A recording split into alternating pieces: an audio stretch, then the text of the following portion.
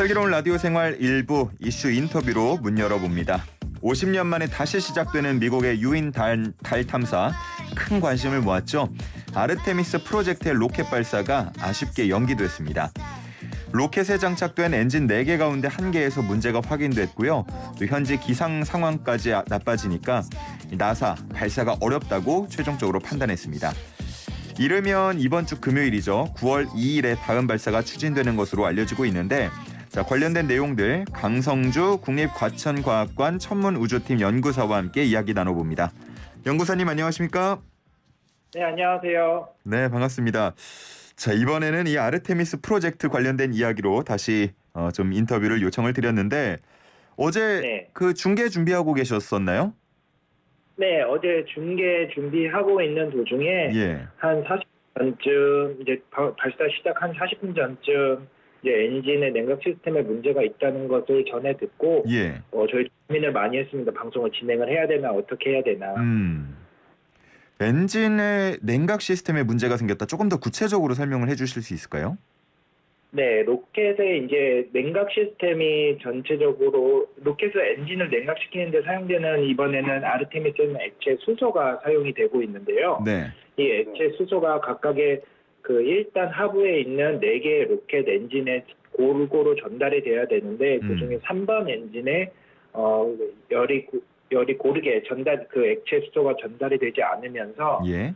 그 3번 엔진의 온도가 올라가는 현상이 발견이 되었다고 합니다. 그래서 이제 이 부분을 해결하기 위해서 계속 엔지니어들이랑 그다음에 기술자들, 과학자들이 조금 노력을 했었는데 예. 어제는 발사할 수 있는 시간이 한 2시간 정도밖에 없었어요. 그러니까 한국 시간으로는 어제 밤 9시 반부터 한 11시 반 정도까지가 발사할 수 있는 시간이었는데 예. 그 시간 내에 문제를 해결할 수 없겠다고 판단이 되자 나사가 연기를 결정하게 되었습니다.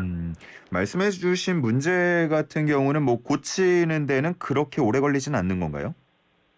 일단은 그쪽에 나사 쪽에서는 정확한 검사를 더 해봐야 되겠다는 의견이 있는데 예. 지금 여러 미국 이제 언론이나 이쪽에서 나온 것들을 저도 참고를 해서 말씀을 드리자면 일단은 목표로 하고 있는 것은 아까 말씀해 주신 대로 이번 주 금요일 9월 2일 날 예. 발사할 수 있도록 목표로 새로 잡고 있는 것 같습니다. 9월 2일 당장 이번 주 금요일이니까 아마 이번에 문제가 됐던 부분을 좀 빠르게 고칠 수 있다 이렇게 지금 분석을 하고 있는 것 같고, 이 우주선을 실은 SLS라고 불리는 시스템이 있죠. 로켓이 있죠. 스페이스 런치 시스템인데 이게 역대 최강 우주 발사체다라고 불리더라고요. 이유가 있습니까? 네.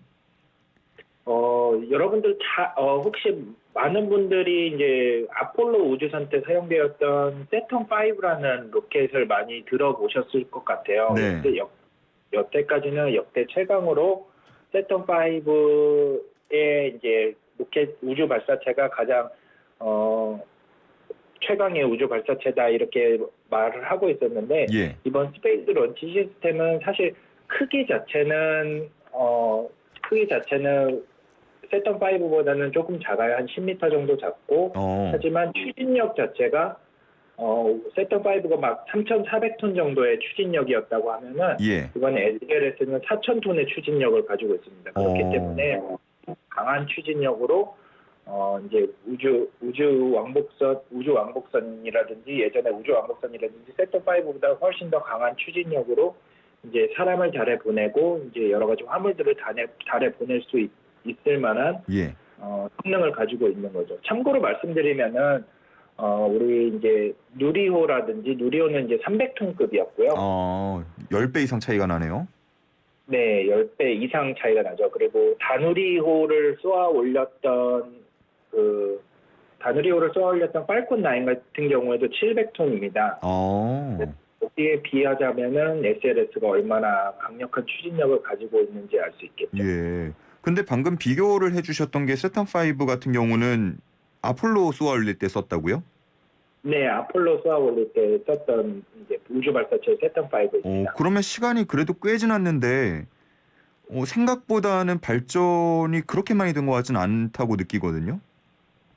발전이 그러니까 추진력이 무조건 세다고 해서 좋다는 건 아니라 필요 이상의 추진력을 한다는 거는 오히려 가성비가 떨어지는 부분이 있기 때문에 아, 그래요? 달로 가는데 충분한 추진력만 만들어진다면은 네, 그 정도만 있다면은 우리가 목적이나 임무를 달성하는데 충분하기 때문에 더 이상의 추진력을 세게 만드는 것은 이제 사실상 현실적으로는 필요하지 않은 부분이라서 네, 그 지금의 4,000톤 추진력을 내는 SLS가 대단하다고 느껴지기도 하지만 예전에 세텀 60년대 후반에 70년대 초에 세텀5가 무려 3,400톤의 추진력을 그 로켓 한 단으로 냈다는 것 자체가 저는 더 놀랍지 않나 그렇게 생각합니다. 그러니까요. 제가 안 그래도 그 말씀을 드리고 싶었는데 참 거꾸로 생각해 보면 그때 그런 발사체가 있었다는 것 자체가 상당히 놀랍습니다.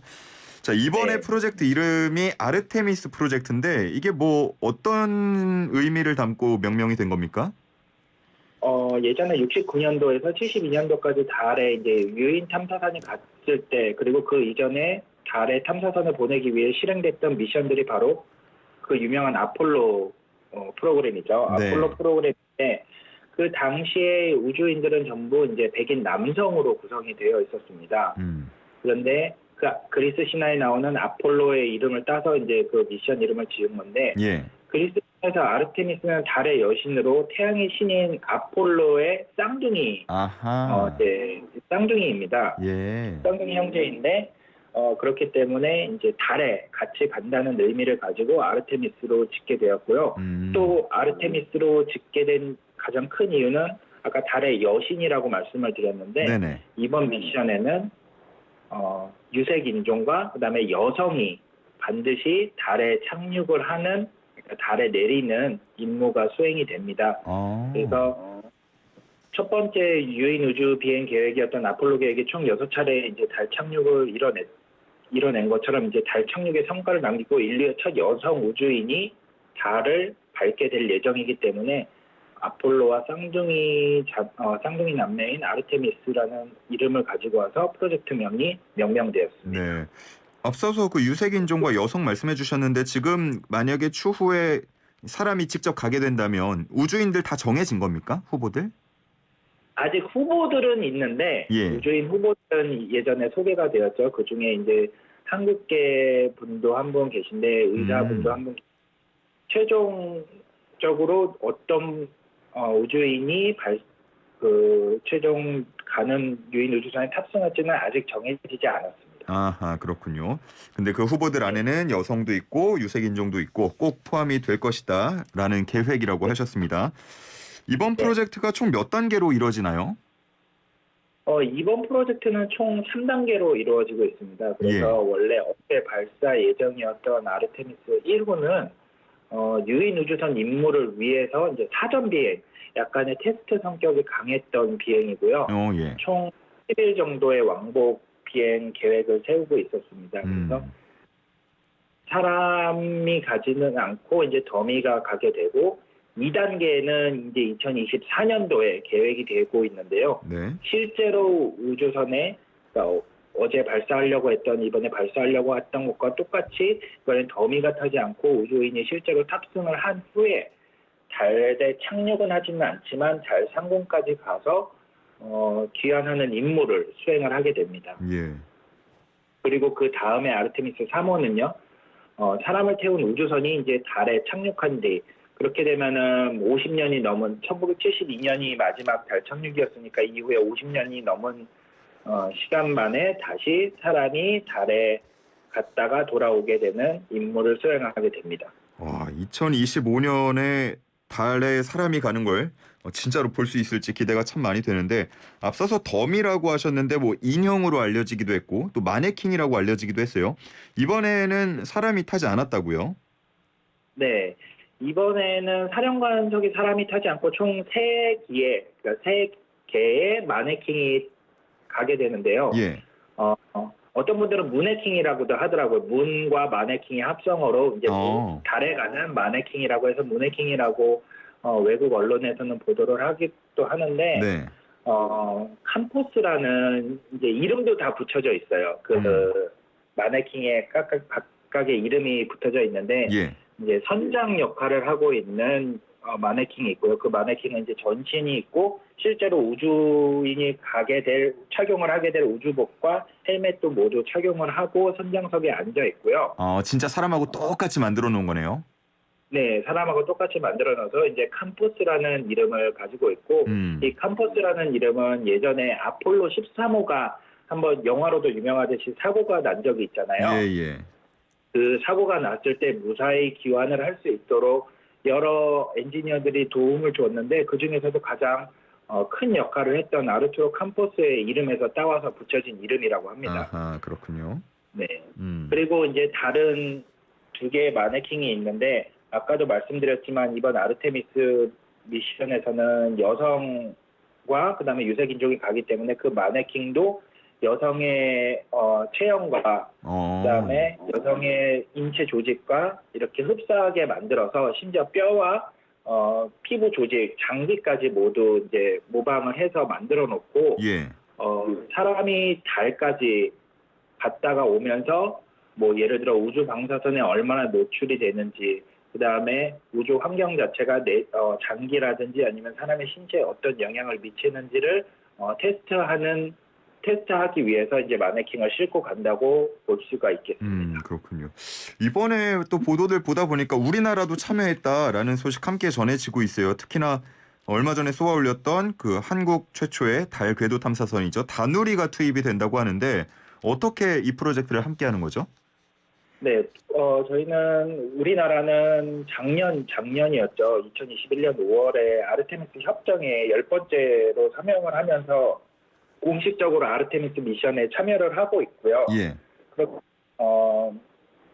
그리고 이번에 지난 8월이었죠. 8월 초에 발사되었던 다누리호에는 미국 나사에서 만든 섀도우캠이라고 영구 음영 지역을 촬영하는 카메라가 설치가 되어 있습니다.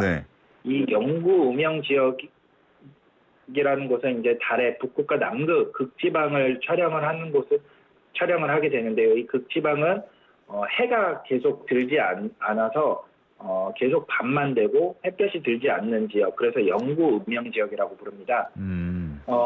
아르테미스 미션에서 후에 2025년도에 달에 착륙을 하게 될 때 남극 극지방의 영구 음영 지역에 착륙을 하게 되는데요. 이번에 다누리호에 탑재된 섀도우캠을 통해서 아르테미스 미션에서 이제 착륙 후보지를 어떻게 선정을 할 수 있을까? 어떤 지형을 파악한다든지 아니면 그쪽에 물이 있다든지 얼음이 있다든지 이런 것들을 파악해서 실제로 임무와 그다음에 안전한 곳을 찾아서 착륙을 할 수 있도록 도울 예정에 있습니다. 그렇군요.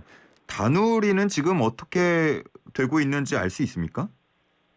네, 다누리가 현재 어떤 위치에서 어떻게 운용이 되고 있는지 현재로서는 매우 정상적으로 모든 신호를 보내주고 그다음에 정상적인 궤도를 따라서 움직이고 있는 것을 확인을 하실 수가 있고요. 그다음에 한국항공우주연구원의 홈페이지에 가면은 현재 다누리가 어디에 있는지 어떤 상태에 있는지도 확인을 하실 수가 있습니다. 실시간으로. 일반인들도 볼 수 있는 거예요?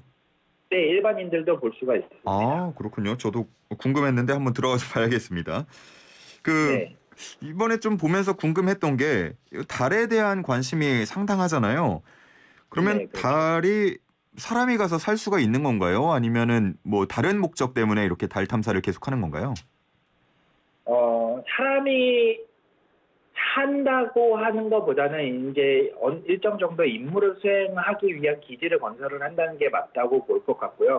살기는 쉽지는 않고요. 왜 달 탐사가 중요하냐면은 여러 가지 문제가 있는데 크게 두 가지를 언급해 드릴 수 있을 것 같아요. 예전에보다 현재 더 필요한 달의 자원들이 많이 있는 거죠. 많이 매장되어 있는 게 알려져 있고요. 예를 들자면 히토류라든지 예전에는 그 뭐 반도체나 이런 것들이 많이 만들어지지 않았기 때문에 1960년, 70년대 갈 때는 그렇게 필요하지 않았던 자원이었던 히토류가 요즘에는 반도체가 안 들어가는 곳이 없죠.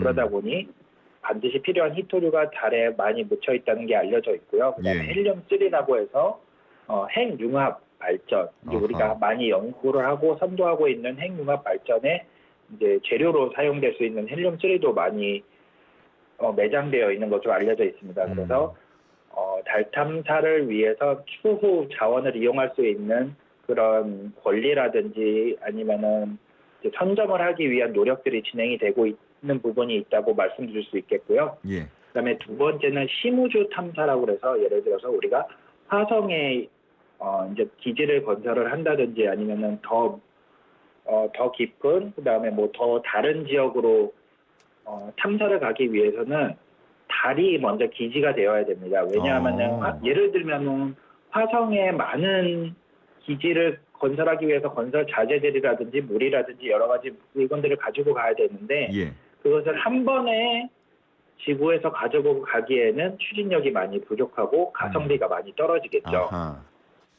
네, 그래서 그런 것들을 조금씩 달에다가 이제 이전을 시켜 놓은 다음에 달은 중력이 지구보다 6분의 1 정도밖에 안 되니까 달에서 한꺼번에 모아서 화성으로 간다면은 훨씬 더 많은 것들을 많은 화물들을 이송을 할 수가 네, 있겠죠.